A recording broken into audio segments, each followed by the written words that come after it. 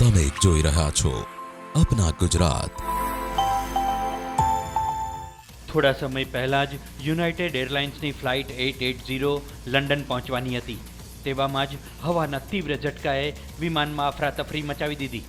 કેટલાક લોકો આ ઘટનામાં વિમાનની છત સાથે ટકરાઈને ઘાયલ પણ થયા।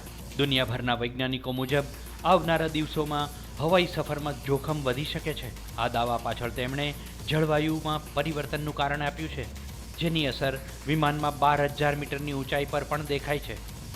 નિષ્ણાતોનું માનવું છે કે આવનારા સમયમાં આ પ્રકારની ઘટનાઓની સંખ્યામાં વધારો થઈ શકે છે, જેના પાછળ વાતાવરણમાં વધી રહેલો કાર્બન ડાયોક્સાઇડ કારણભૂત છે।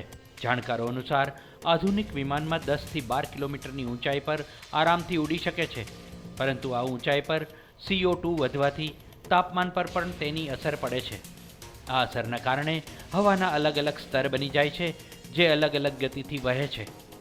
જેવું વિમાન આ અલગ અલગ સ્તરમાંથી પસાર થાય કે તરત તેને ઝટકા લાગવાનું શરૂ થઈ જાય છે। વિતેલા 10 વર્ષોમાં આ પ્રકારની ઘટનામાં ઘાયલ યાત્રિકોની સંખ્યામાં ઝડપથી વધારો થઈ રહ્યો છે।